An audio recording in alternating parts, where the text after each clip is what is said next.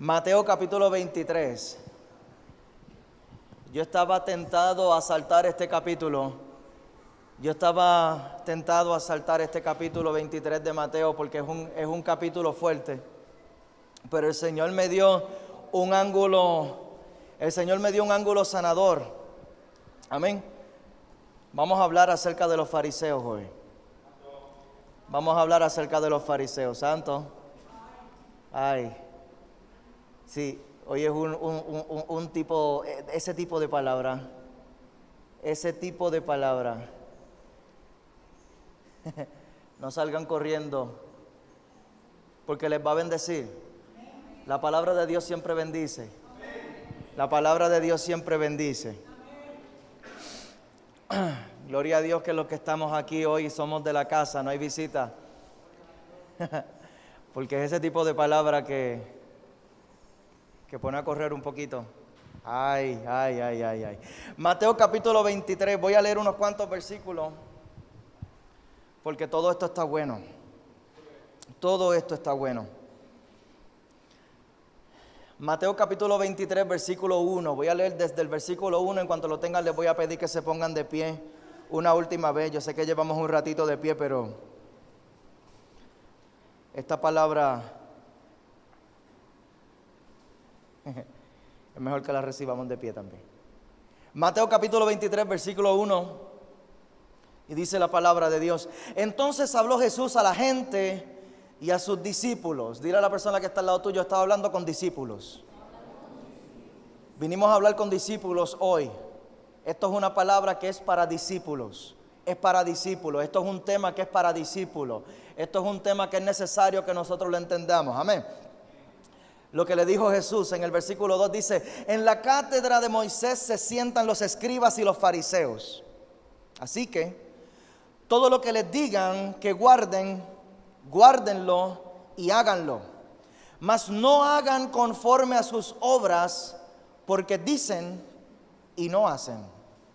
Ay. Porque atan cargas pesadas y difíciles de llevar y las ponen sobre los hombros de los hombres, pero ellos ni con un dedo quieren moverlas. Antes, hacen todas sus obras para ser vistos por los hombres, pues ensañan las filacterias y extienden los flecos de sus mantos. Vamos a explicar eso ya mismito.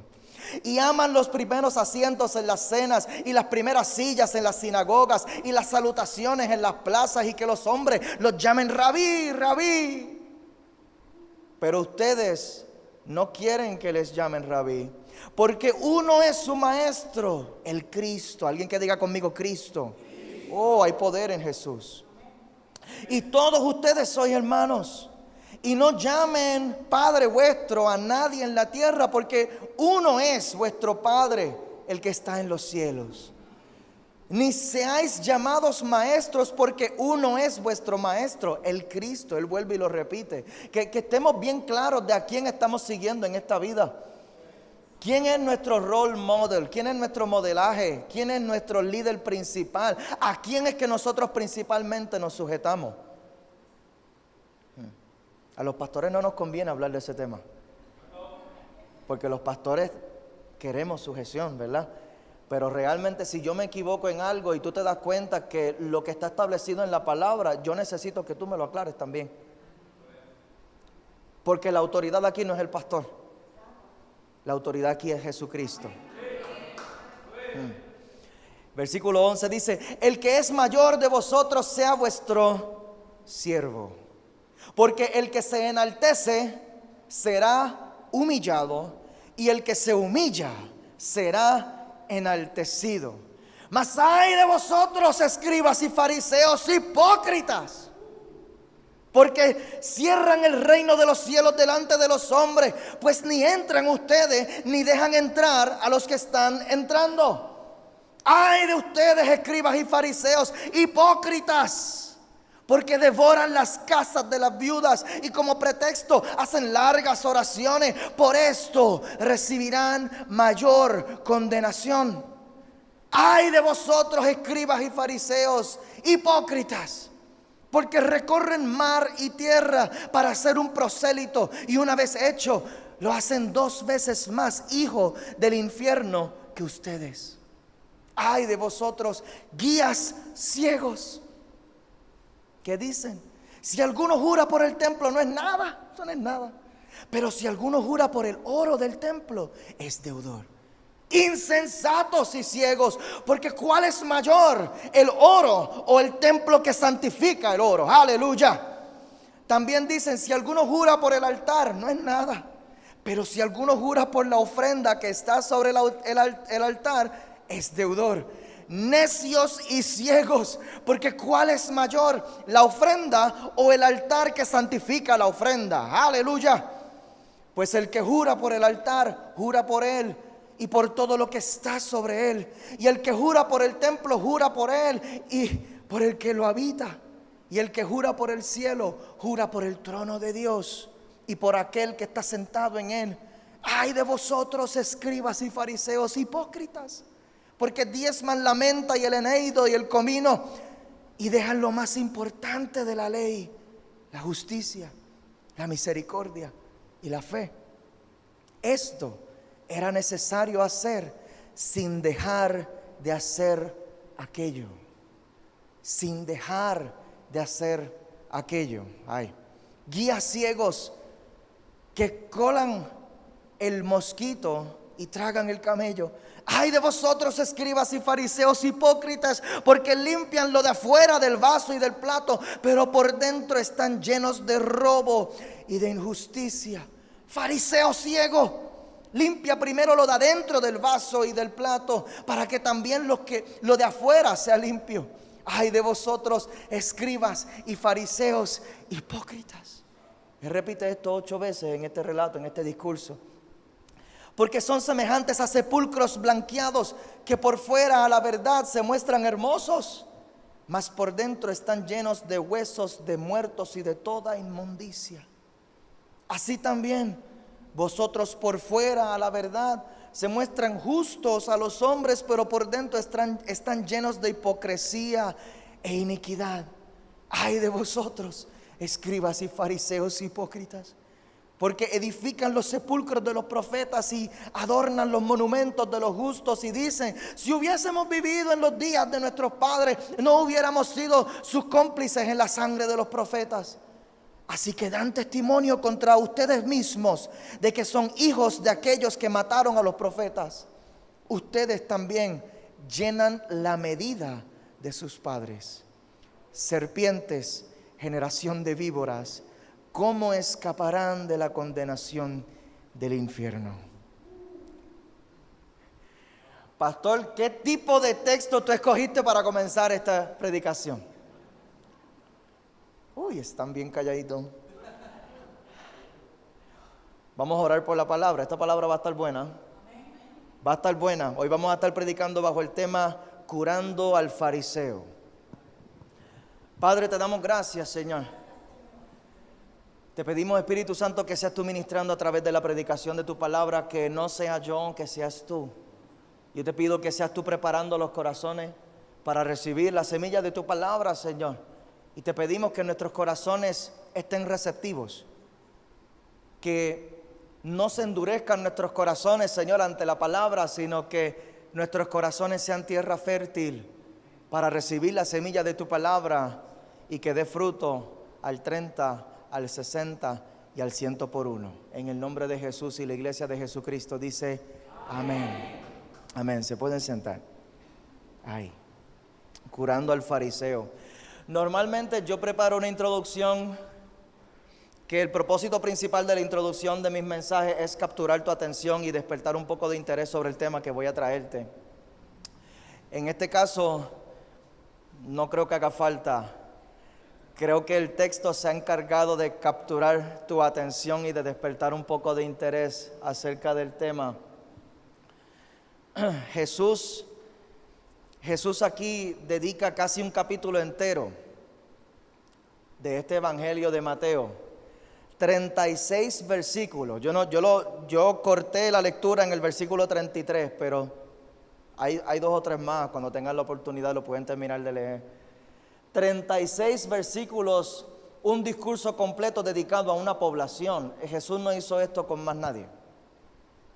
Jesús no habló de más ningún otro tipo de persona tanto como habló de los fariseos. Dedicó un discurso pero complejo, completo, para hablar acerca de ello. Lo que me llama la atención es que Jesús suelta una descarga fuerte contra los fariseos, ¿verdad? ¿Lo notaron? Jesús estaba molesto. Si lo vieron en la versión, lo leí en la versión Reina Valera 1960 porque es la más común. Y yo no sé si lo vieron como yo lo vi, pero había muchos signos de exclamación. Muchos signos de exclamación allí. O sea que no era, ay, fariseo y escriba, sino que el evangelista Mateo aquí lo documenta tal como lo escuchó con emoción. Y por eso lo escribió con emoción.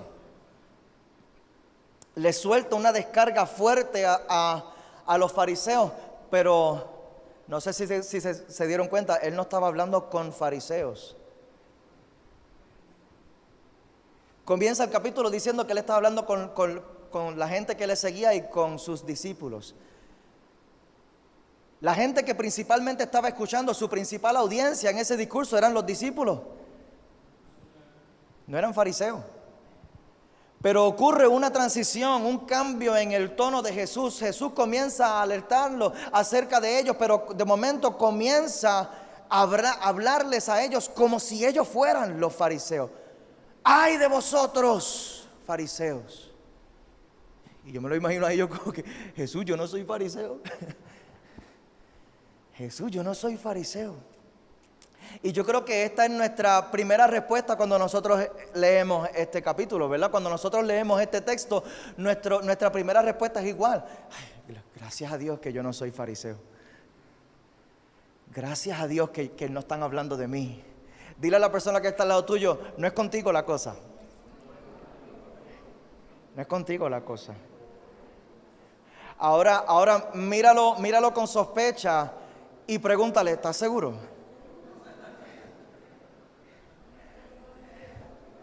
¿Estás seguro que no es contigo la cosa?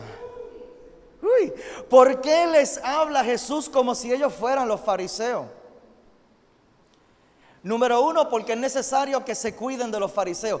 Todo discípulo de Jesús es necesario que nos cuidemos de los fariseos. Fariseos son parte del pueblo de Dios. En aquel tiempo eran judíos, eran los altos oficiales en la sinagoga, era gente grande en la estructura eclesiástica de aquel momento. Gente que están adentro de la iglesia, si lo fuéramos a aplicar al contexto 2019. Y es necesario que nos cuidemos de los fariseos. Número dos, les habla como si fueran fariseos porque él está hablando a discípulos. Y los discípulos somos ovejas de Jesús. Las ovejas tenemos una cualidad particular y es que las ovejas se multiplican, las ovejas paren. Y Jesús sabía, en ustedes está la próxima generación de creyentes. Cada uno de ustedes tiene discípulos por dentro en potencia. Hay gente que a lo largo de tu vida Dios te va a dar la oportunidad de predicarles. A lo largo de tu vida Dios te va a dar la oportunidad de darle testimonio a alguien acerca de tu fe. A lo largo de tu vida Dios va a poner a alguien delante de ti quebrantada, tal vez llorando en el trabajo porque está atravesando una situación bien difícil. Y en ese momento tú sientes el Espíritu Santo que te dice, ora por él, ora por ella. Es algo que yo mismo a veces no quiero hacerlo porque me da cosa. Estoy en el trabajo y yo sé que este no es el lugar apropiado para ministrar. Yo sé que no estamos en la iglesia. Yo sé que no es un lugar que es normal, que de momento se convierta en un culto, que de momento alguien empiece a imponer manos o a dar palabras. De momento me vienen a la memoria unos versículos bíblicos que yo pienso, ¿de dónde sale esto?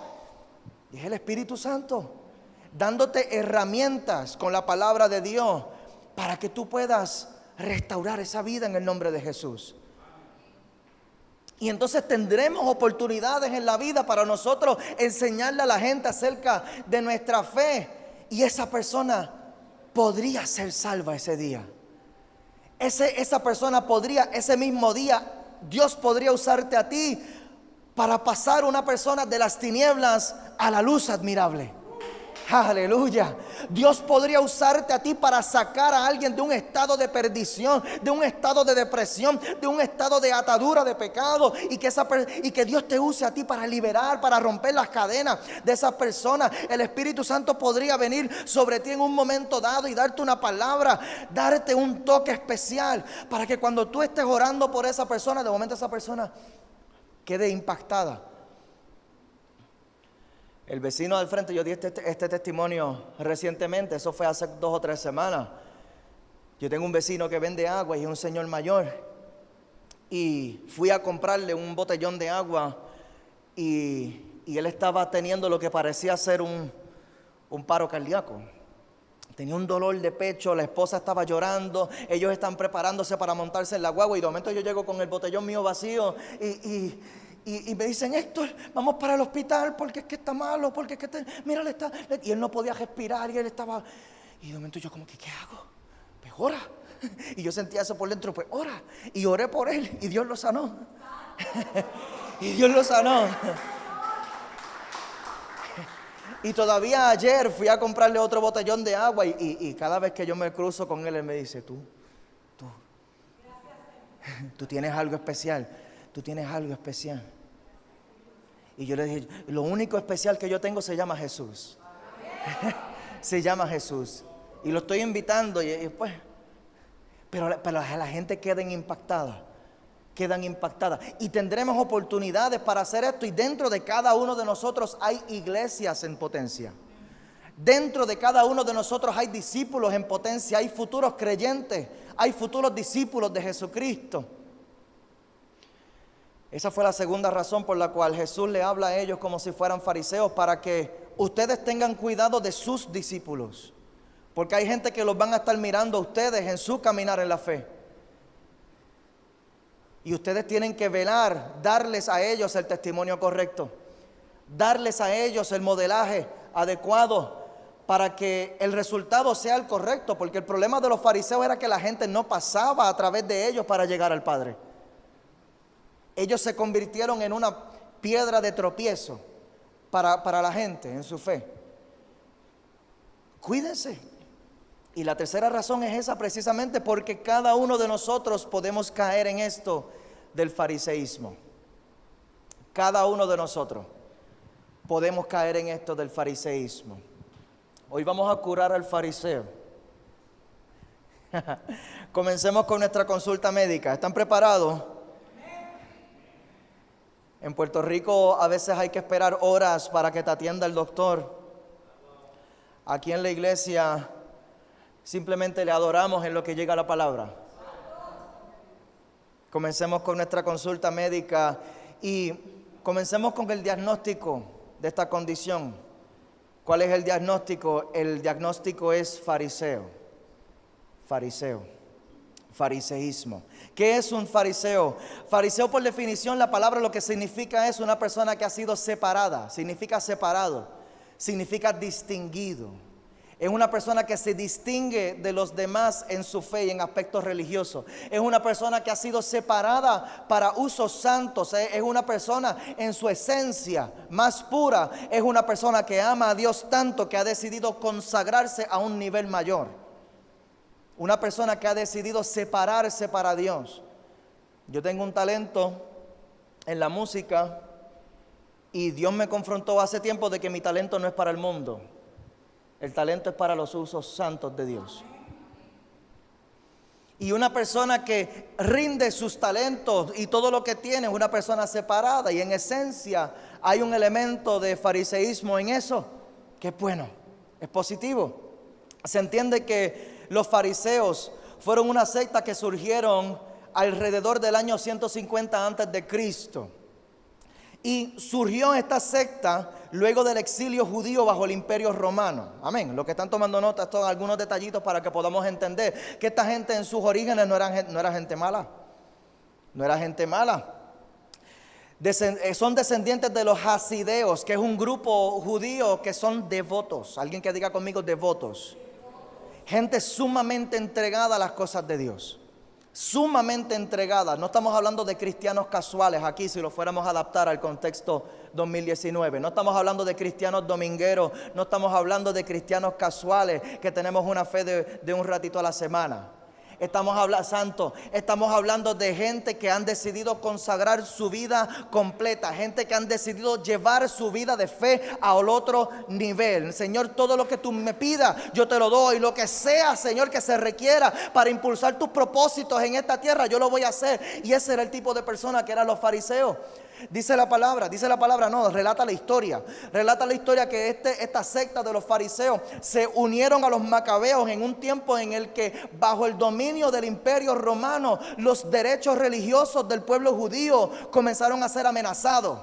Y los fariseos se unieron a los macabeos para poder luchar por la libertad de religión, la libertad de la fe. Esto es poderoso. Gente que estaban tan y tan apasionados con su Dios, que cuando llegó la amenaza, cuando llegó a alguien a decirles a ellos: ustedes se pasan orando demasiado, ustedes no pueden orar tanto, ustedes se pasan reunidos leyendo unos textos, unos escritos bíblicos, ustedes no pueden leer eso. Y ellos dijeron: ¿quién dijo que no? Aquí nosotros vamos a pelear por nuestro derecho, aquí nosotros vamos a pelear por nuestra libertad religiosa. Y gracias a ellos el pueblo judío pudo establecerse dentro del dominio del imperio romano, pero como un pueblo más o menos Estado Libre Asociado. Más o menos Estado Libre Asociado. Que están dentro y tienen unas libertades, pero no mandan. Me voy a abstener de meterme por ahí. Me voy a abstener de meterme por ahí. Pero ese era el tipo de personas que ellos decidieron luchar por ese derecho y lograron establecerse y lograron una posición poderosa en el Sanedrín, que es el consejo judío. Así que dentro de la estructura de la iglesia judía, ellos tenían un consejo que era un grupo de personas que eran los líderes, los que establecían las normas de culto y de religión. Y estaba leyendo en los textos de los teólogos y encontré algo bien poderoso. Ellos alcanzaron una posición bien poderosa. Y la posición no es la que honra a la persona, pero la persona es quien decide si honra o deshonra la posición. La posición no es realmente lo que trae honra a tu vida, pero cuando tú recibes una oportunidad de ejercer en una función social, política o de liderazgo o ministerial o empresarial, cuando Dios te entrega una oportunidad de ser líder en algún lugar, esa posición de liderazgo tú decides si la vas a honrar o si la vas a deshonrar. Si esa posición la gente la va a ver como algo glorioso o si la van a asociar contigo y con tu mal testimonio. Uy, déjame esconderme aquí. Eran intérpretes de la ley, los fariseos. Eran intérpretes de la ley y ellos se distinguían de los saduceos, porque los saduceos era otra secta también dentro del sistema judío, pero los saduceos se limitaban a interpretar la ley para efectos de lo que se llevaba a cabo en la sinagoga, en el templo. Los fariseos se enfocaban más en la interpretación de la ley para asuntos cotidianos. Y esto a ellos les dio mucho poder y autoridad delante de la gente, porque la gente acudía a ellos para resolver los problemas y los conflictos sociales y relacionales y familiares y las cosas que sucedían entre ellos, porque ellos tenían la interpretación, ellos tenían la revelación de cómo es que la ley aplica a tu situación particular. Así que ellos lograron una autoridad y un poder dentro del pueblo judío, y eso también los ayudó a crecer dentro de lo que es la figura política y su relación con el imperio romano. Y por eso los fariseos tenían lugares también de acceso, tenían puertas de acceso, de cierto privilegio para hablar con oficiales romanos, porque era gente poderosa en el pueblo. La mayoría de los escribas también son fariseos, y por eso es que Jesús une las dos palabras. Ay de ustedes, escribas y fariseos, porque son casi sinónimos las dos palabras. Los dos son como grados doctorales en la ley. Eran personas con mucha educación, con mucha preparación, y por eso los dos eran intérpretes también de la ley. Tenían creencias de mucha altura espiritual. Por ejemplo, creían en la inmortalidad del alma y creían en la resurrección. Creían también en los ángeles y en los espíritus. Creían también en que habría un Mesías que según las Escrituras habría de venir. Así que ellos estaban esperando el Mesías también. Yo creo que por eso chocaron tanto con Jesús. Como ellos aplicaban la ley a las necesidades cotidianas, lograron gran influencia en el pueblo judío, y con gran poder viene gran tentación. Con gran poder viene gran tentación. Por ejemplo, la ley establece que las viudas no tienen autoridad para representarse en asuntos ni legales ni en asuntos económicos. Así que, ¿qué hacían los fariseos? Los fariseos decían: como esta viuda dice la ley que ella misma no se puede representar en el tribunal, yo voy en representación de ella. Y entonces teníamos a estos fariseos abogando por estas mujeres que muy probablemente sus esposos al morir les habían dejado propiedades, les habían dejado ahorros, les habían dejado negocios, les habían dejado bienes. Y estos fariseos entraban en las negociaciones para ver qué iban a hacer con las cosas de esta viuda, y muchas veces ellos se aprovechaban de eso. Por eso Jesús en su discurso aquí en capítulo 23 de Mateo, hace mención de cómo ellos explotaban a las viudas, porque ellas mismas no se podían defender solas. Entraban ellos y era como que: yo te voy a cobrar una comisión por este servicio. Caripelao. Aprovechándose de las oportunidades, ¿verdad? ¿Por qué? Porque ellos tenían la interpretación de la ley. Ellos tenían la oportunidad y la autoridad para hacerlo. Y ¿sabe qué? Que nada de esto realmente es como para perderse, porque todos nosotros tenemos una oportunidad para arrepentirnos. Amén. Todos nosotros, por las cosas que hemos hecho, todos tenemos oportunidad para arrepentirnos, y la sangre del Cordero es poderoso para perdonar nuestros pecados. El problema, alguien que diga conmigo: hay un problema. El problema es que los fariseos habían alcanzado una posición de tal seguridad que ellos no podían reconocer ya que necesitaban ayuda, que necesitaban un Salvador, que necesitaban arrepentirse. Esperando ellos el Mesías, pero como el Mesías vino con un mensaje de humildad, y ellos estaban en una posición ya de tanta altura, de tanta seguridad, ellos chocaron con el mensaje de humildad. Chocaron con el mensaje del arrepentimiento, y el mensaje central del Evangelio de Jesucristo es bastante simple: arrepiéntanse y conviértanse. Arrepiéntanse y conviértanse. Ese es el mensaje central del Evangelio.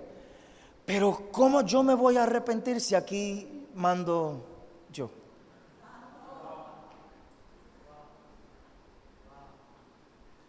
¿Cómo tú esperas que yo me arrepienta? ¿Cómo tú esperas que yo sea corregido cuando soy yo el que corrijo en este lugar? Ay.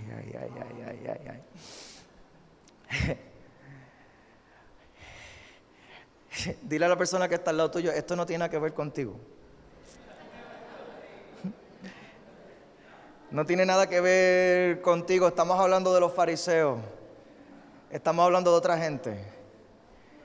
Estamos hablando de otra gente. No tiene nada que ver. No tiene nada que ver. No tiene nada que ver. Esto no tiene nada que ver con nosotros. Te voy a decir por qué. Te voy a decir por qué esto no tiene nada que ver con nosotros. No tiene nada que ver con nosotros porque nosotros nunca nos hemos desviado de la esencia del Evangelio. Ninguno de nosotros. En el principio aceptamos a Cristo y experimentamos ese primer amor, y desde que yo me convertí nunca me he desviado de la esencia del Evangelio. Nunca me he enfriado espiritualmente. ¿Habrá alguien aquí como yo, igual de mentiroso que yo? Pero esto no tiene que ver con nosotros. Esto no tiene que ver con nosotros porque siempre nos hemos mantenido íntegros. Nosotros siempre nos hemos mantenido íntegros desde el principio, ¿verdad? desde el principio, yo me comprometí con Jesús y yo le hice promesa a Jesús y yo le dije que yo iba a hacer esto y que iba a hacer lo otro. Y yo siempre me he mantenido íntegro. Esto no tiene nada que ver con nosotros porque nosotros nunca nos hemos aprovechado de nuestras posiciones. Nunca. Nunca nos hemos aprovechado de la confianza que la gente nos ha dado. Nunca.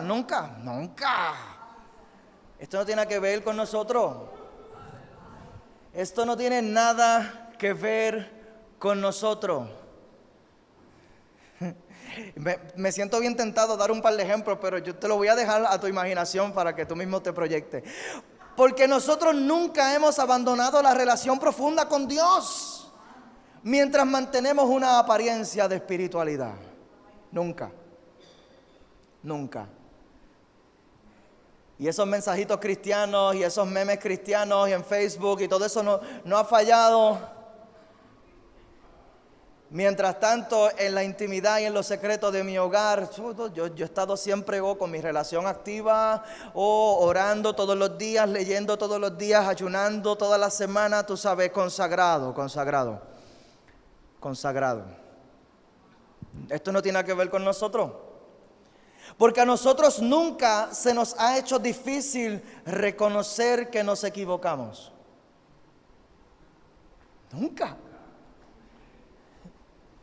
Nunca siempre ha sido fácil pedir perdón, ¿verdad?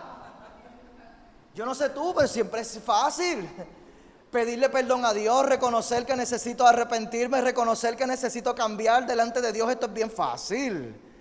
Esto no tiene nada que ver con nosotros. Pedirle perdón a la gente, fácil también. Reconocer cuando nos equivocamos delante de la gente, cuando cometemos errores delante de la gente. Y nunca se nos ha hecho difícil eso, ¿verdad? Nunca se nos ha hecho difícil reconocer, no, el orgullo no es parte de nuestras vidas.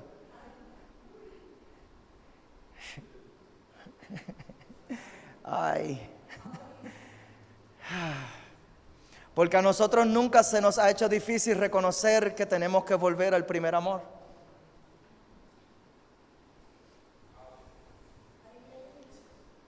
Reconocer que, mira, pasaron cosas y me desvié, pasaron cosas y me enfrié espiritualmente, pasaron cosas y aquel fuego que yo tenía al principio ya no está. Pero nunca se nos ha hecho difícil reconocer eso, ¿verdad? Esto no tiene nada que ver con nosotros. El diagnóstico es fariseo. Los síntomas, Mateo capítulo 23, versículo 3. Dice, así que todo lo que les digan que guarden, guárdenlo y háganlo. Mas no hagan conforme a sus obras porque dicen y no hacen. Entonces, los fariseos, ¿cuáles son los síntomas del fariseísmo? Esto no es contigo, díselo a la persona, que la persona al lado tuyo a lo mejor está pensando como que me voy a parar y me voy a ir de aquí a mitad de mensaje. Jesús, no te vayas.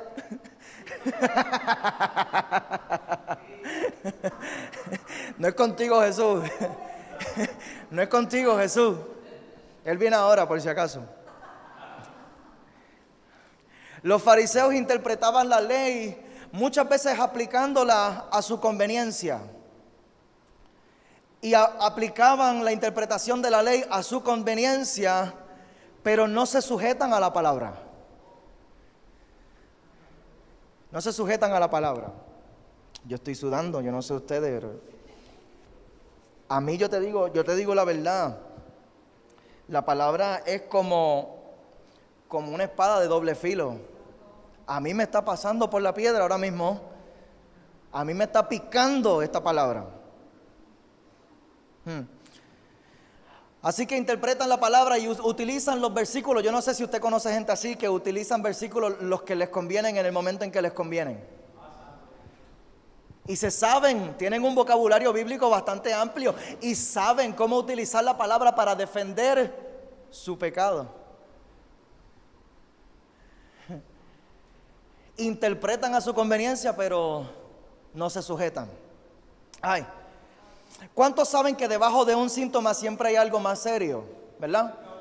Hay un dolor de cabeza y rápido vamos a tomarnos unas Panadol, pero a lo mejor el problema no es realmente el dolor de cabeza, sino que podría ser que estás deshidratado, podría ser que no has comido, podría ser que tengas la presión alta, podría ser un tumor, podrían ser cosas más serias, ¿verdad? Y los síntomas muchas veces que se reflejan solamente señalan hacia problemas que son más profundos en el interior. Ay. Y esto de que los fariseos dicen y no hacen es un síntoma que señala hacia un problema mayor, y ese problema mayor se llama desobediencia y rebeldía.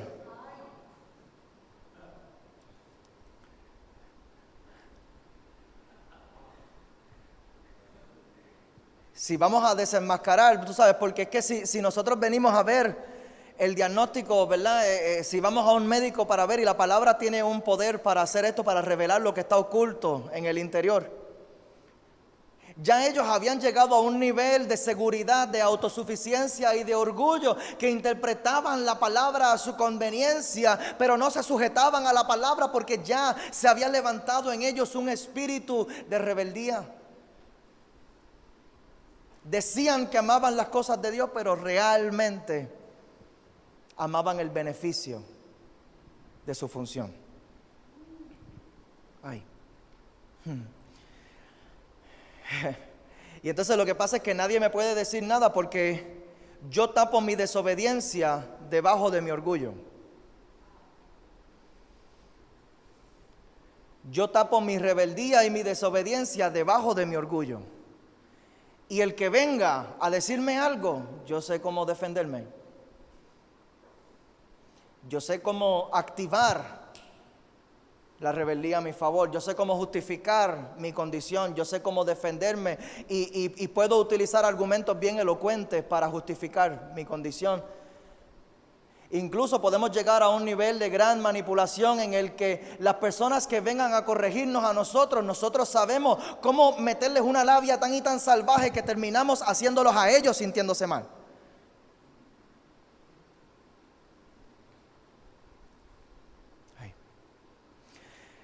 Actitud agresiva.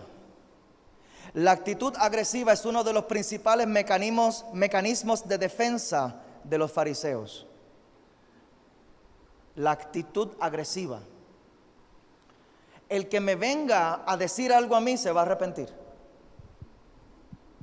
Yo me voy a encargar de que más nunca se le ocurra venir a decirme algo. Y después nos preguntamos por qué la gente no nos habla. Sí, pero si yo con amor fui a decirte aquella vez, yo fui con amor a decirte y tú me saliste detrás para adelante. Así que ahora yo veo, observo, pero me quedo callado, porque es que si tú no recibes, esto está tan callado. La semana pasada gritaron y es poderoso, ¿verdad? Porque es un mensaje de avivamiento, pero cuando la iglesia está callada así, es que la palabra está...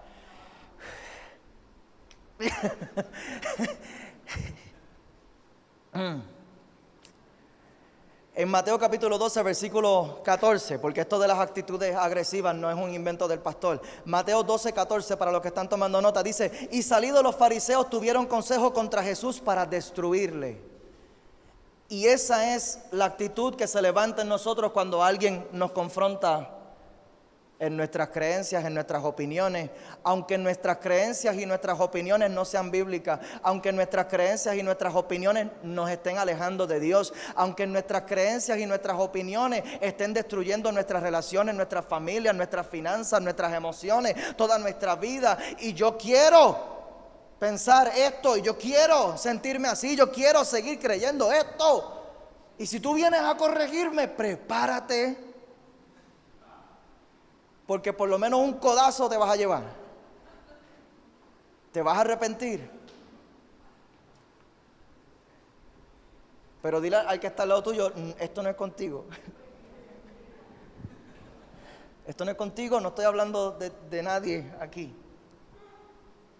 Literalmente no estoy hablando de nadie aquí. Dios me dio esta palabra y a mí me ha pasado por la piedra y Dios me ha hablado muchísimo de mí aquí. No es personal. Mateo capítulo 23, versículo 4, encontramos el segundo síntoma de este diagnóstico. Mateo 23, 4 dice: porque atan cargas pesadas y difíciles de llevar y las ponen sobre los hombros de los hombres, pero ellos ni con un dedo quieren moverlas. Los demás están mal, todo el mundo menos yo. Todo el mundo tiene que cambiar menos yo.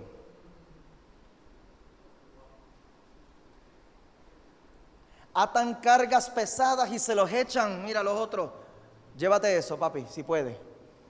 Pero yo estoy bien. Si yo estoy bien, ¿para qué voy a cambiar si estoy bien? ¿Para qué voy a hacer ajustes si estoy bien? Ay, los fariseos siempre están bien. Y no se les puede señalar nada, no se les puede corregir nada, porque el que lo haga, pues que se prepare. Mateo capítulo 23, versículo 5. El próximo síntoma dice: antes hacen todas sus obras para ser vistos por los hombres, pues ensanchan sus filacterias y extienden los flecos de sus mantos. Filacterias, eso es una palabra de domingo, ¿verdad? Filacterias, son 4 tiritas de cuero que enrollaban dentro de una cajita de cuero que hacían. Y esa cajita de cuero ellos se la amarraban, se hacían un cinto. Los fariseos se hacían una cinta y se la ponían alrededor de la cabeza. Y de esa cinta colgaba una tirita que estaba aguantando una cajita pequeña. Y dentro de esa cajita pequeña habían 4 tiritas más pequeñas también de cuero, y en esas tiritas habían textos bíblicos escritos. Y ellos se amarraban esas cajitas de la cabeza y del brazo izquierdo, porque el brazo izquierdo es el que está más cerca del corazón, para tener la palabra en su mente y en su corazón. Y entonces ellos ensanchan sus filacterias. Para aquellos que quieran tomar nota, los textos bíblicos que aparecen en esa filacteria son Éxodo 13 del versículo 2 al 11. Éxodo 13 del versículo 2 al 11, que esto es la ley pura, la ley pura. La segunda tirita es Éxodo 13 desde el versículo 12 al 16. El que lo quiera buscar está bien rico, pero no tengo tiempo para profundizar en esto hoy. Pero los que quieran buscarlo, es buen material de estudio. El segundo es Éxodo 13, del versículo 12 al 16. El tercero es Deuteronomio 6, desde el 4 al 9. Deuteronomio 6, desde el 4 al 9. Y el último es Deuteronomio 11, desde el versículo 13 al 21. Deuteronomio 11, desde el versículo 13 al 21. Y ellos extendían estas cosas para resaltar que ellos tenían la ley, que ellos tenían la palabra, que ellos guardaban la palabra. Y ellos también extendían los flecos de los mantos. Y los flecos de los mantos era una costumbre bien normal dentro de la cultura judía. Estos flecos normalmente eran azules, en representación del cielo. Y eso era un recordatorio de la palabra del cielo y la ley que ellos habían recibido a través de Moisés. Y también era un recordatorio de que ellos no eran de este mundo, sino que ellos eran el pueblo de Dios. Eran el pueblo de Dios. Y esto es muy bueno. El problema es que los fariseos extendían los flecos de sus mantos para hacerse ver como más religiosos que los demás. Volvemos, el problema no es que lo hagas, es por qué lo haces. ¿Por qué lo haces? Gloria a Dios por los versículos que pones en Facebook. Gloria a Dios por los mensajes cristianos que pones en las redes sociales. Gloria a Dios por eso. El detalle es si alguien se va detrás de ti con una cámara secreta y te graban cuando nadie te ve o cuando tú piensas que nadie te ve. ¿Qué es lo que va a quedar grabado en esa cámara? ¿Lo que publicaste en Facebook o otra cosa? Volvemos, no es lo que hacemos, es por qué lo hacemos. Esto es un mensaje que habla acerca de la integridad, que lo que digo, hago. Lo que predico, lo vivo. Y no es fácil. Yo no estoy parado aquí para decirte que yo lo estoy haciendo. Yo estoy parado aquí para decirte que lo necesitamos hacer. Lo necesitamos hacer. Lo que predicamos vamos a comenzar a vivirlo. No por apariencias, no para que la gente vea, sino porque es algo que yo tengo como una verdadera convicción en mi vida. El versículo 6 de Mateo capítulo 23 dice: aman los primeros asientos en las cenas y las primeras sillas en las sinagogas. Y esto también es una señal de orgullo. Y no está mal, porque es que alguien se tiene que sentar en estas primeras sillas. Alguien se tiene que sentar allí. El detalle no es que lo hagas, es por qué. Porque desear esa posición es lo que va a traer ese pecado a nuestras vidas. Es desearlo. ¿Por qué lo deseamos? ¿Por qué lo deseamos? Eso es una idolatría del yo. Yo quiero que me vean. Yo quiero que me escuchen orando. Yo quiero que me vean como yo hago esto. Yo quiero que me vean como yo hago lo otro. ¿Por qué? Porque yo hago y yo sé y yo y yo y yo y yo. El yo. Es una idolatría del yo. Ay. En resumen, el versículo 12 de Mateo 23 dice: porque el que se enaltece será humillado, y el que se humilla será enaltecido. Mas ay de vosotros, escribas y fariseos, hipócritas, porque cierran el reino de los cielos delante de los hombres, pues ni entran ustedes ni dejan entrar. Hay gente que no van a entrar hasta que nosotros pongamos nuestras vidas en orden.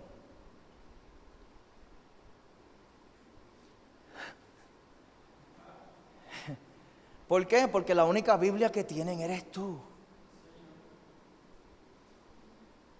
Y entonces te están mirando a ti como su modelo, te están mirando a ti como, en cierta medida, como su Cristo, como su salvación. Y están dependiendo del mensaje que tú les llevas. Hipócrita en griego lo que significa es comediante. Comediante. Es comediante. Y es gracioso, ¿verdad? Es gracioso cuando estás conduciendo y tu esposa te dice que te detengas a pedir direcciones y tú le dices: yo sé para dónde voy.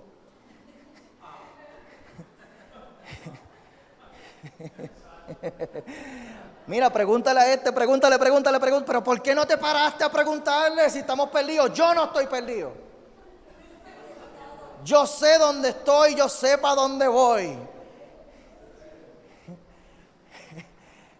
Y tu esposa como que, pues. Pero más gracioso es cuando de momento pasamos la entrada y seguimos porque no sabemos realmente dónde estamos y seguimos. Y cuando llegamos al punto de completa desesperación y decimos: está bien, déjame pararme. Déjame preguntarle aquí al buen samaritano que está en la esquina parado: mi hermano, yo estoy tratando de llegar a tal sitio. ¡Ay, va! A tal sitio. Mira, mi hermano, tienes que virar en y tienes que seguir en esta misma calle como 10 minutos. Porque es que te pasaste hace rato. 10 minutos y allá entonces vuelve a preguntar, porque allá entonces te vas ahí sí que es gracioso.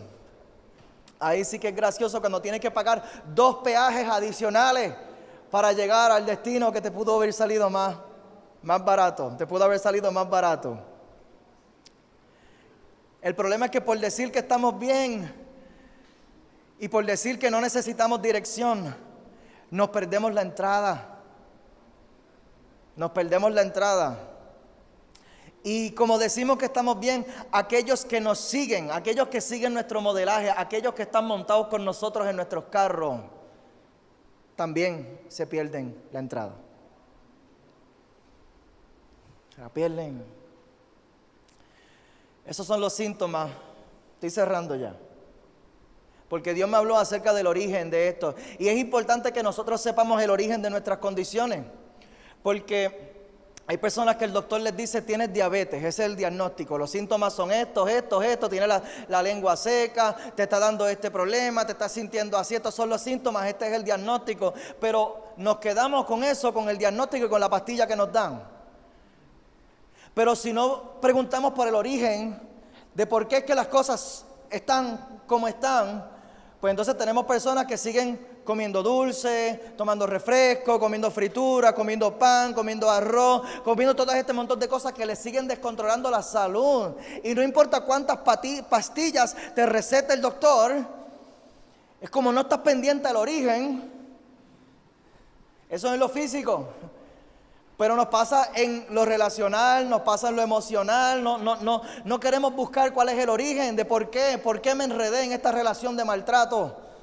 Y vemos el diagnóstico, y vemos el maltrato, y vemos el abuso, y vemos los insultos, y todas estas cosas. Y de momento, en algún momento nos armamos de valor y rompemos con la relación, pero volvemos a caer en una relación igual o peor, porque nunca estuvimos pendientes del origen. ¿Por qué fue que se desarrolló esta condición? Alguien que diga conmigo el origen. El origen es importante. El origen es importante. En el versículo 35, aquí hay algo bien poderoso que Jesús dice. Mateo capítulo 23, versículo 35, dice: para que venga sobre vosotros toda la sangre justa que se ha derramado sobre la tierra, desde la sangre de Abel el justo hasta la sangre de Zacarías, hijo de Berequías, a quien mataron entre el templo y el altar. Menciona dos personajes aquí. Menciona a Abel del Antiguo Testamento y a Zacarías del Antiguo Testamento también. Y el Señor me mandó a buscar qué fue lo que pasó aquí, porque aparentemente Jesús quiso establecer un punto de origen con estos dos personajes. En Génesis capítulo 4, versículo 3. Génesis capítulo 4, versículo 3. Dice: y aconteció andando el tiempo que Caín, alguien que diga conmigo Caín. Caín trajo el fruto de la tierra, del fruto de la tierra una ofrenda a Jehová. Espérate, pero es que yo pensé que Abel fue el que trajo la ofrenda. No, Caín fue el que trajo la ofrenda. Caín fue el primero, Caín fue el de la iniciativa, Caín fue el que recibió esa revelación por primera vez. Caín fue el que, de él nació un deseo de agradar a Dios a tal nivel que él dijo: yo le voy a dar a Dios un regalo. Y nosotros lo pintamos en la historia como si Caín hubiera sido el malo y Abel fue el bueno. Pero realmente el primero que quiso regalarle algo a Dios fue Caín. Fue Caín.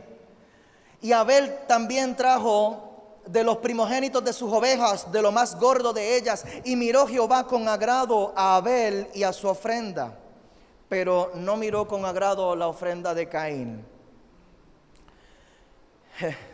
El espíritu de Caín.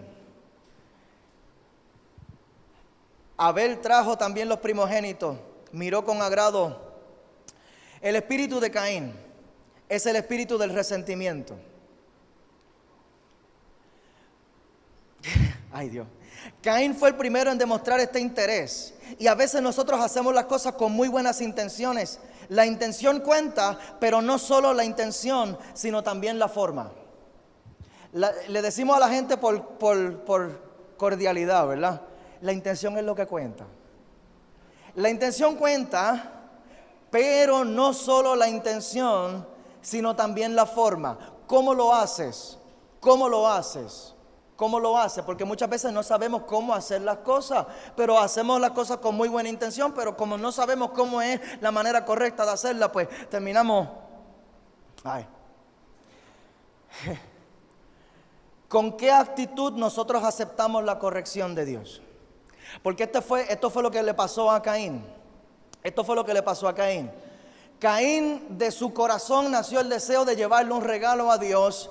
Y Abel siguió su modelo y dijo: pues yo le voy a llevar un regalo también. Caín lo llevó a otro nivel. Caín sacó de los primogénitos lo primero que tenía, que eso es una señal de dependencia de Dios. Yo no dependo de mí, yo dependo de Dios. Por eso yo saco lo primero. De ahí sacamos el principio del diezmo también. De ahí es que se establece, porque es la primicia, es lo primero. Yo no dependo de mí, yo dependo de Dios. Y ese sacrificio, ese acto de tener que sacrificar, de matar a esa oveja, ese acto de que esto a mí fue algo que me costó de verdad. Yo tuve que procesar esta ofrenda para entregársela. Aparentemente ese tipo de cosas le gusta a Dios. Así que cuando Caín vio que Dios se agradó de la ofrenda de Abel, pero de él como que no le gustó mucho, pues él quedó resentido. Resentimiento, alguien que diga conmigo resentimiento. Y yo llevo tres años y medio pastoreando. He visto que de las cosas más difíciles en el camino de la fe es aceptar la corrección. Es de lo más difícil en el camino de la fe. Yo lo he visto una y otra vez. Personas que comienzan a dar fruto, personas que comienzan a crecer espiritualmente, personas que empiezan a entregarse, empiezan con muy buenas intenciones, pero en algún momento todos cometemos errores. Y mis pastores a mí me corrigieron muchísimas veces y todavía me están corrigiendo. Es parte del proceso. ¿Por qué? Porque nosotros cuando nacemos de nuevo en esto que es la fe, nacemos como un bebé, el bebé no sabe. Y cometemos errores por el camino y muchas veces me tuvieron que llamar la atención, muchas veces me tuvieron que corregir. Pero es lo más difícil para una persona aceptar la corrección. Personas con un potencial, con talentos de Dios, personas con liderazgo, personas llenos de la unción del Espíritu Santo, gente talentosa con talento de Dios. Pero el talento lo que va a hacer es abrirte la puerta muchas veces. Lo que te va a mantener adentro es tu carácter. Eso no es un pensamiento original mío. Se han hecho muchos estudios sobre esto. El talento, la gente va a ver el talento y muchas veces a causa de lo que Dios ha puesto en ti, la gente te va a dar oportunidades.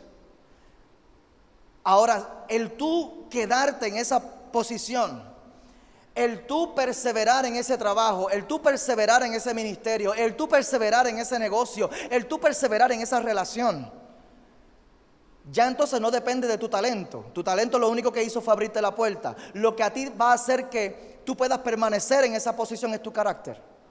Y en el momento de la corrección, ¿cómo es que nosotros reaccionamos? Porque demasiadas veces lo he visto. Personas que con muy buenas intenciones hacen cosas muy buenas, pero de la forma incorrecta. Y por hacerlo de la forma incorrecta, pues uno hay que establecerle, hay un orden, hay una norma, hay un protocolo, hay una manera que está establecida. Y ahí de momento no voy más. No voy más. Ay. Creo que es difícil aceptar corrección. Siempre es difícil aceptar corrección. Y cuando a mí me corrigen por algo que yo sé que yo hice mal, pues es difícil porque ahí entra el remordimiento, ahí entra el que me cogieron. Ahí entra el que yo sé que estaba haciendo algo mal, pero yo pensé que más nadie lo sabía. Pero de momento cuando me llaman la atención por algo y es como que, ay, se enteraron. Pues es difícil porque entonces quedo avergonzado porque me cogieron en un acto vergonzoso, ¿verdad? Aún así, en Juan capítulo 8, a mí me encanta este pasaje. Juan capítulo 8, versículo 10, es la historia de la mujer que fue sorprendida en el acto de adulterio. Y a esta mujer la traen a la presencia de Jesús. Jesús está en el templo, está escribiendo cosas en el piso. Probablemente estaba trayendo una revelación poderosa allí. De momento le traen a esta mujer y se la ponen y le explican lo que pasó. Esta mujer fue sorprendida en el acto mismo de adulterio. Y Jesús se levanta delante de todos los espectadores y les dice: el que esté libre de pecado, que tire la primera piedra. Y desde los más ancianos hasta los más jóvenes se fueron retirando y fueron soltando sus piedras y se fueron yendo. Es una historia hermosa acerca de la gracia de Dios. En el versículo 3 dice: enderezándose Jesús y no viendo a nadie sino a la mujer, le dijo: mujer, ¿dónde están los que te acusaban? ¿Ninguno te condenó? Y ella dijo: ninguno, Señor. Entonces Jesús le dijo: ni yo te condeno, vete y no peques más. Entonces hay un remedio, ¿verdad? Porque la gracia, cuando nosotros somos sorprendidos en algo que nosotros sabemos que estamos haciendo mal, podemos apropiarnos de la sangre de Cristo, podemos apropiarnos de la gracia de Dios para levantarnos, para ser restaurados, para volverlo a intentar, para seguir caminando. Amén. ¿Cuántos dicen amén? Amén. Como quiera, es difícil, ¿verdad? Aceptar la corrección. Y si es uno sabiendo que lo está haciendo mal, es difícil aceptar la corrección. Imagínate cuando tú piensas que lo estás haciendo bien.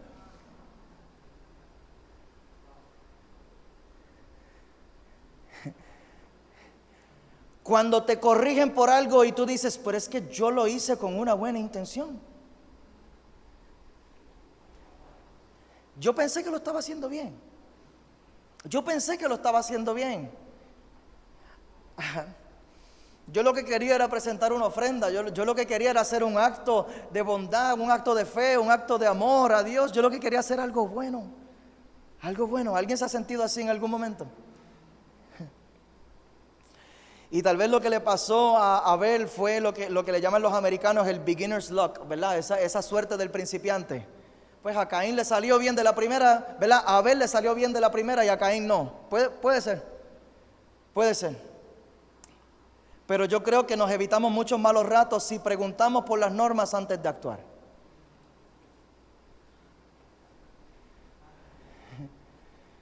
Si preguntamos por las normas antes de actuar, ¿qué es lo que dice la palabra? ¿Qué es lo que dice la palabra?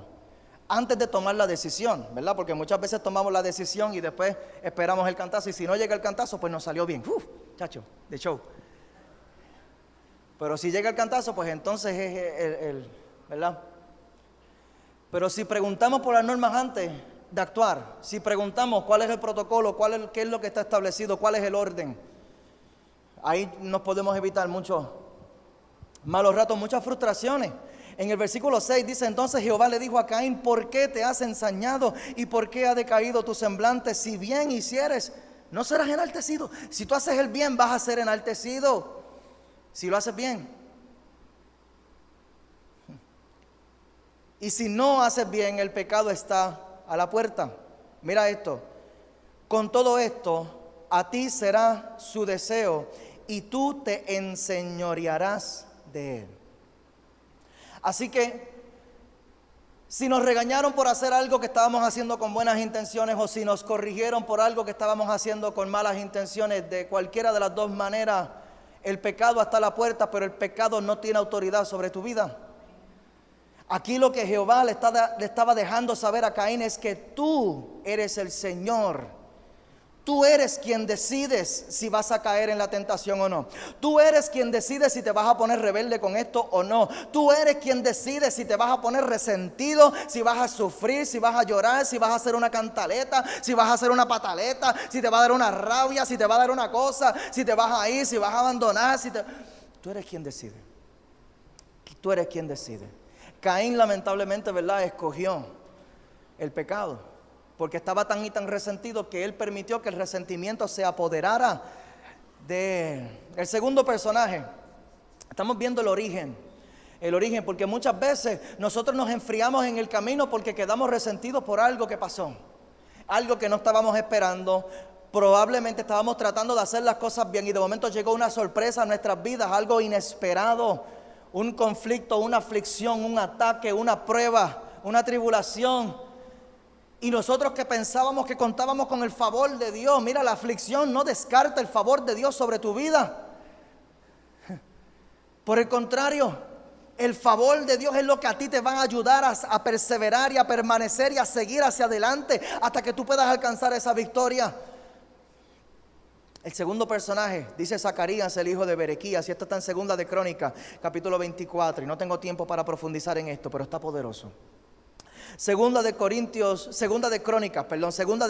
capítulo 24, versículo 14, dice: y cuando terminaron, trajeron al rey y a Joiada, el sacerdote, lo que quedaba del dinero, e hicieron los utensilios para la casa de Jehová, utensilios para el servicio. Así que ellos estaban utilizando los recursos para el bien de Dios.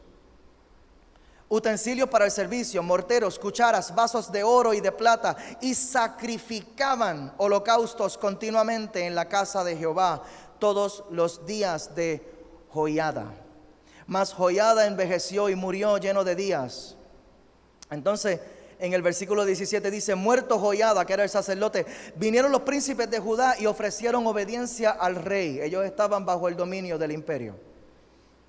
Y ellos ofrecieron obediencia al rey y el rey los oyó. O sea que se murió el sacerdote, y lo que hicieron los principales judíos fue que fueron al imperio bajo el cual ellos estaban subyugados y le ofrecieron obediencia al rey de ese imperio en vez de la obediencia a Dios. Y desampararon la casa de Jehová, el Dios de sus padres, y sirvieron a los símbolos de acera y sirvieron a los otros dioses. Y Dios les envió profetas para que se volviesen a Jehová, los cuales les amonestaron, mas ellos no los escucharon. Entonces el Espíritu de Dios vino sobre Zacarías, y este es el Zacarías que menciona Jesús en su discurso.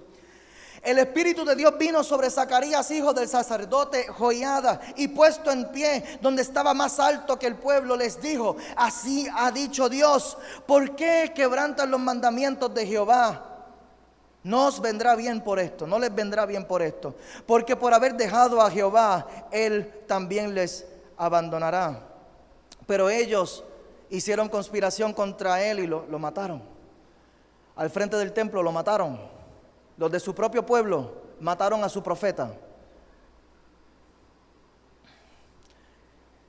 Y el rey, en el versículo 2 dice: así el rey Joás no se acordó de la misericordia de Joiada, padre de Zacarías, que había hecho con él, sino que mató a su hijo. ¿Qué fue lo que mató a Zacarías? Mató a Zacarías el espíritu de Joás. ¿Y qué es el espíritu de Joás? La política, el poder, la avaricia, la codicia.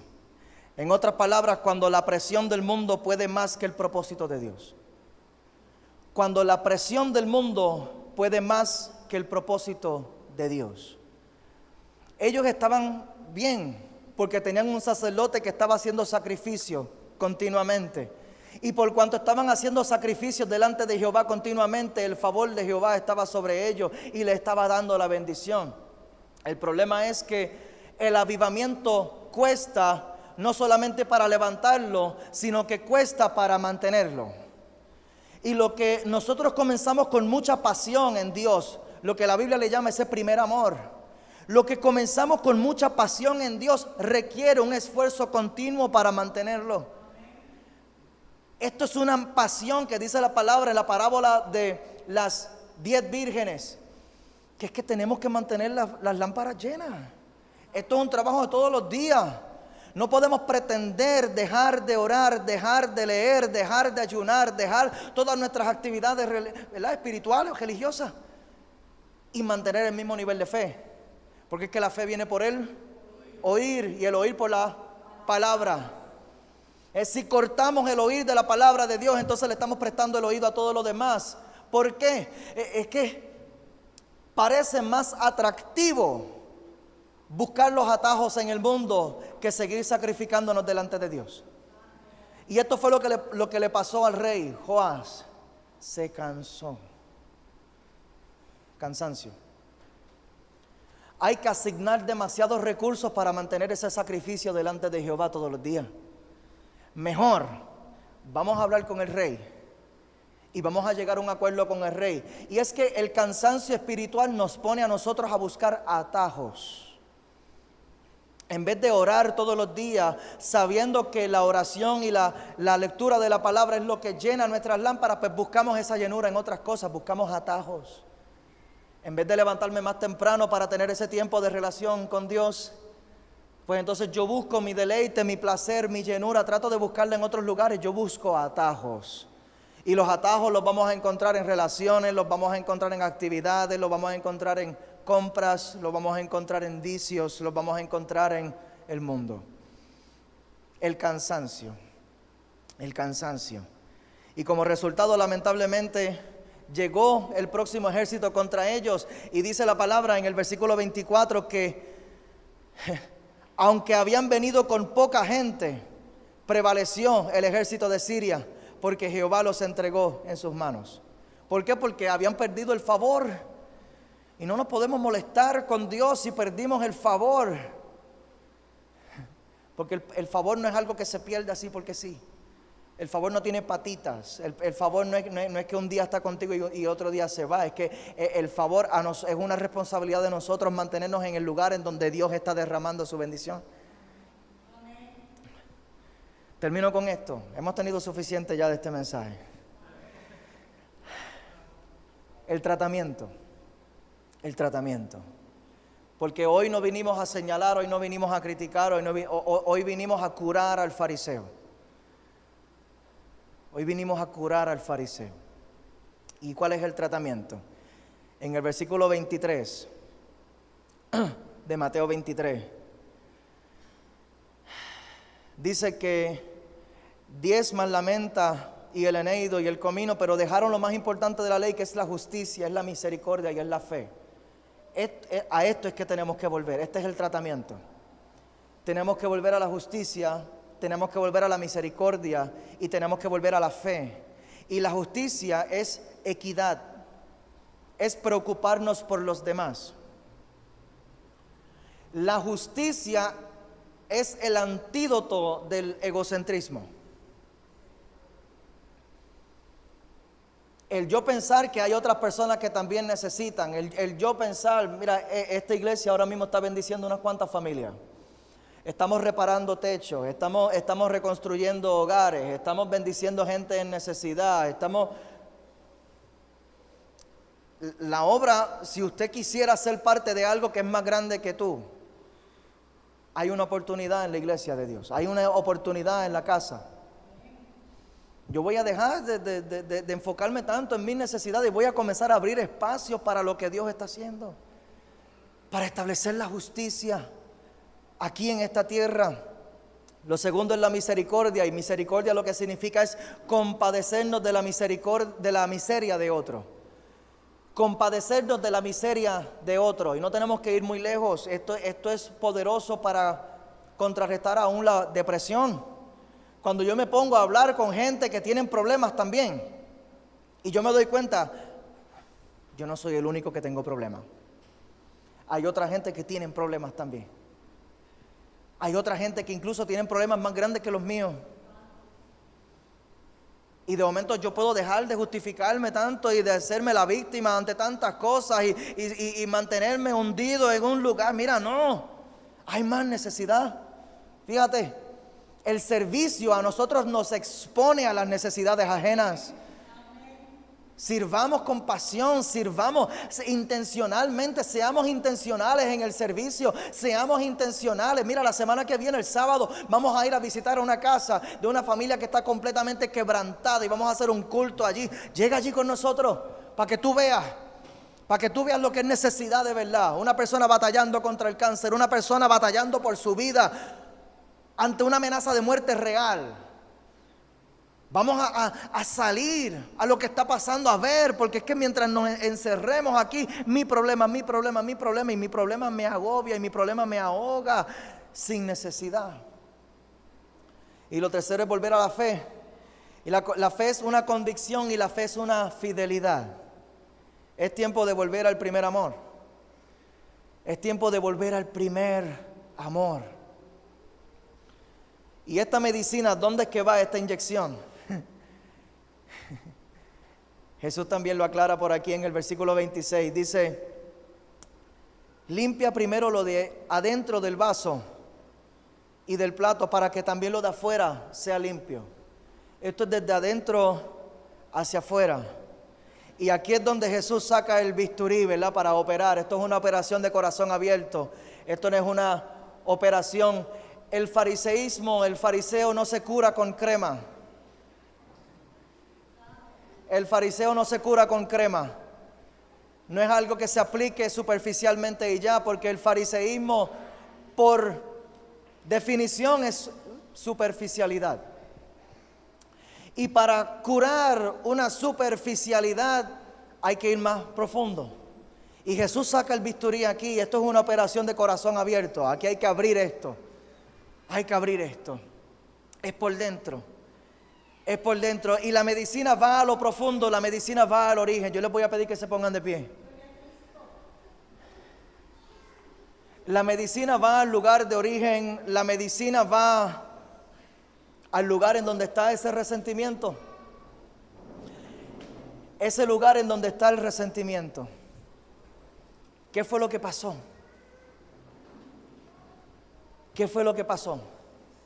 ¿Que te molestó? Que te molestó tanto que te enfrió espiritualmente. ¿Qué fue lo que te dijeron? ¿Qué fue lo que te hicieron? Y es necesario que vayamos allí. Porque allí, ¿qué fue lo que te frustró? Si mi esposa me pudiera acompañar en el piano, es Marí. por favor. ¿Qué fue lo que dolió tanto que decidimos bajar el nivel de convicción, el nivel de entrega, el nivel de pasión, el nivel de fe? Y decidimos conformarnos con una apariencia de espiritualidad. Decidimos conformarnos con algo que se ve bonito por las redes sociales, pero de cerca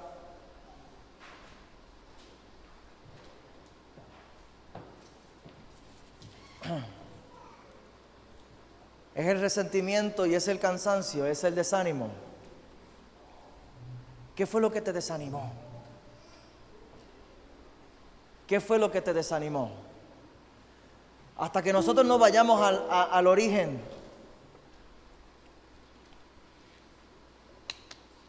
¿Cuál fue esa herida? ¿Cuál fue? ¿Qué fue lo que pasó?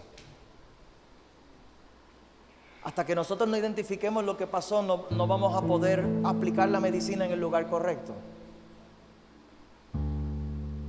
¿Qué fue lo que me pasó, Señor? Yo te voy a pedir que tú cierres tus ojos allí donde estás. Y que tú puedas preguntarle al Espíritu Santo. Porque hay veces que pasan cosas que nosotros mismos no nos damos cuenta.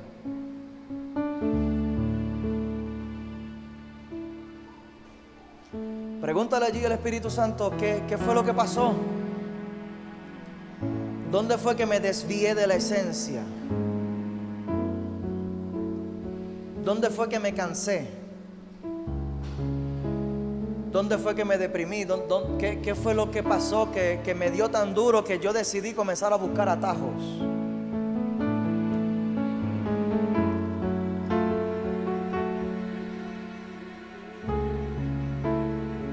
¿Qué fue lo que pasó que me hizo enganchar los guantes?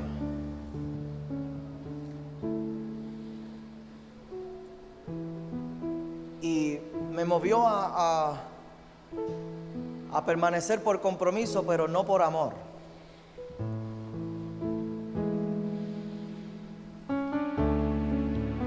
Esto es una palabra que está, yo creo que viene del corazón de Dios para atraernos de vuelta a un amor verdadero con Dios. Un amor verdadero.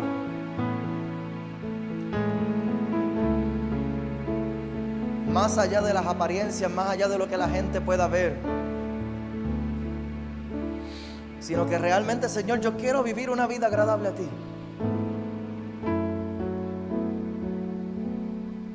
Hay remedio. En Juan capítulo 3 vemos un hombre que dice la palabra que era fariseo y se llama Nicodemo. Dice la palabra que este hombre vino a Jesús de noche y le dijo: Rabí, sabemos que has venido de Dios como maestro, porque nadie puede hacer estas señales que tú haces si no está Dios con él.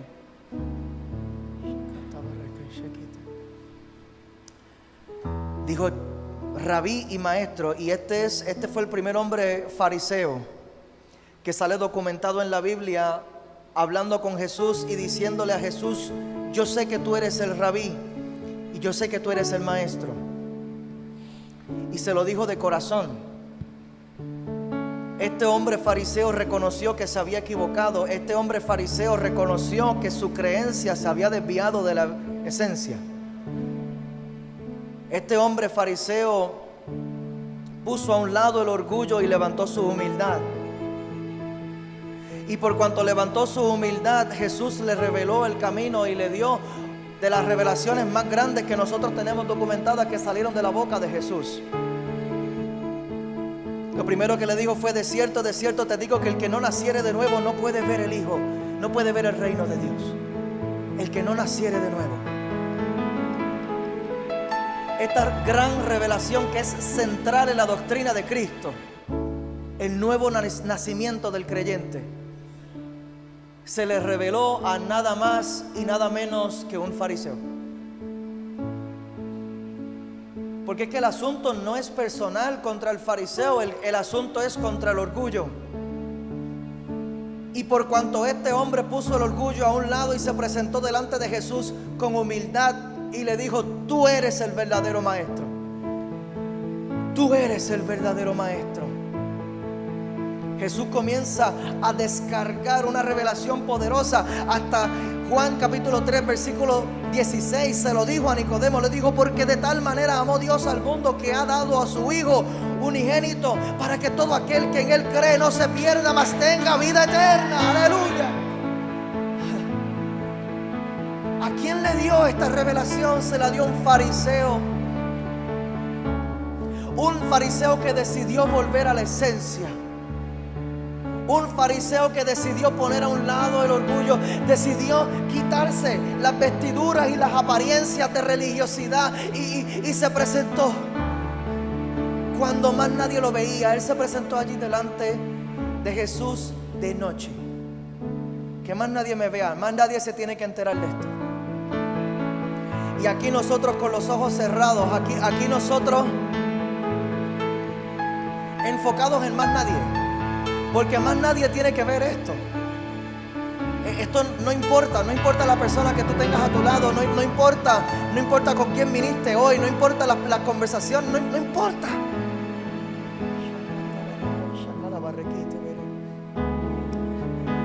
Esto es entre Dios y tú.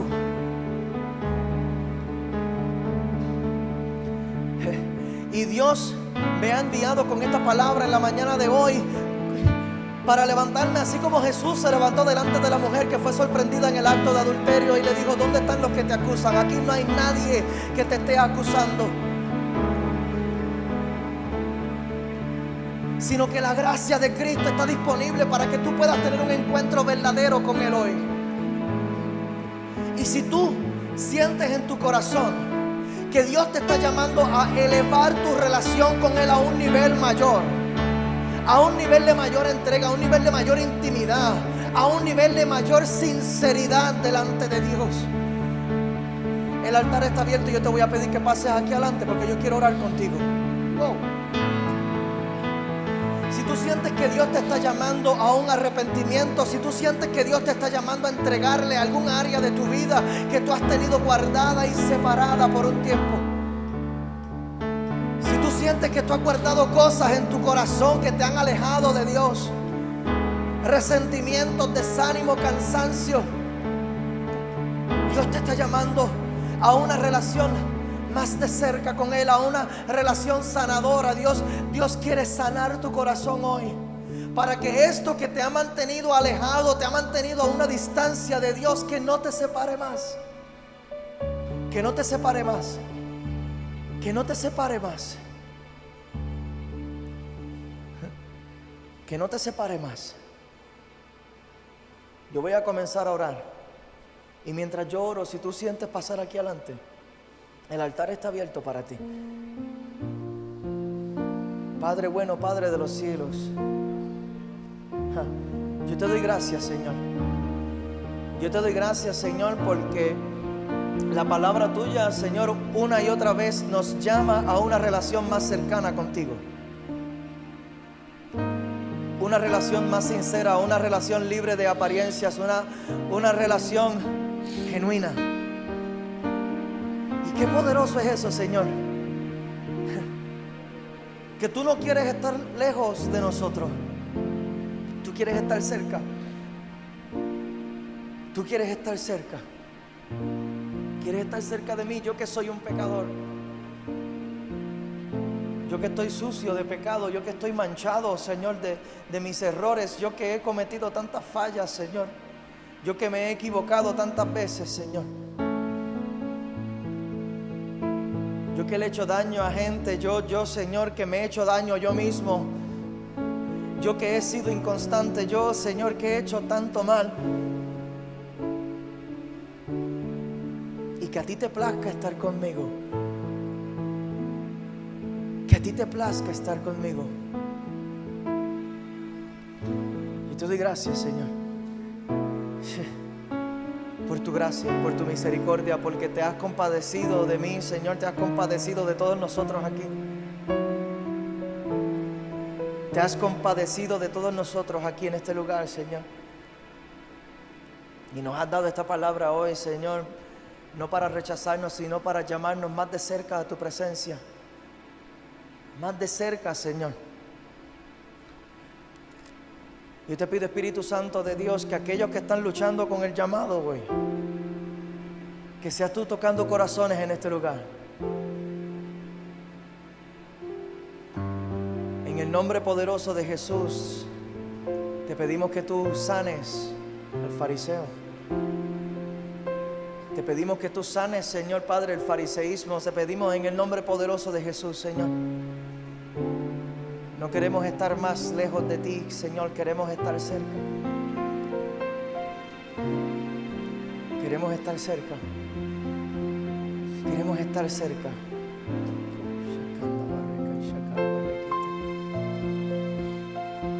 Recíbenos en tus brazos, Señor, en la mañana de hoy.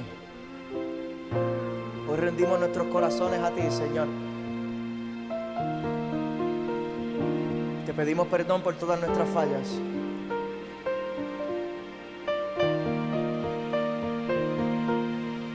Te pedimos perdón por todas nuestras fallas, Señor. Reconocemos que no tenemos la verdad absoluta. Reconocemos, Señor, que no lo sabemos todo. Reconocemos que necesitamos ayuda, que necesitamos dirección. Y tú eres el Maestro, tú eres el Rabí, tú eres el Cristo. Tu palabra es la verdad, Señor. Mis opiniones no son la verdad, tu palabra es la verdad. Y he venido hoy, Señor, he pasado aquí adelante hoy, porque he decidido renunciar, Señor, a mis opiniones. He decidido renunciar a mis justificaciones. He decidido renunciar. Yo sé que hay gente aquí que la palabra está tocando corazones en este lugar. Y que están tomando sus decisiones también allí donde están. De acercarse a Cristo con mayor entrega, de acercarse a Cristo con mayor devoción. Así como hicieron los fariseos en un principio, devotos, sinceros, gente dispuesta a luchar por su fe, gente dispuesta a defender su relación con Dios. Espíritu Santo de Dios, yo te pido que seas tú tocando vidas en este lugar, que seas tú tocando corazones, que seas tú sanando. Bendícenos, Señor. Bendícenos, Señor. Sana, Señor. Llega hasta lo más profundo. Llega, Señor, hasta el lugar de la herida, Señor. Hasta el lugar en donde las cosas dejaron de hacer sentido, Señor, y nos cansamos. Llega, Señor, hasta el lugar en donde nos cansamos de esperar. Llega, Señor, hasta el lugar en donde el cansancio se apoderó de nosotros. Llega, Señor, hasta el lugar de resentimiento, Señor, el lugar. En el nombre poderoso de Jesús levantamos nuestra humildad delante de ti, Señor. Aceptamos tu corrección. Aceptamos tu corrección. ¿Quién nos separará?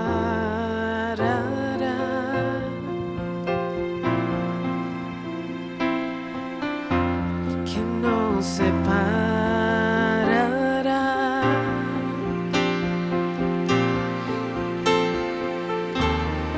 de tu amor, inmenso amor?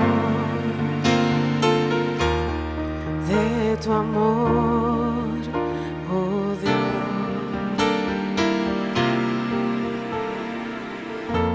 que nos separará,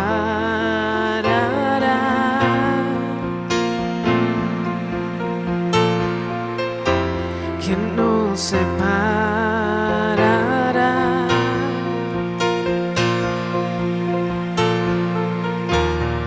de tu amor, inmenso amor, de tu amor.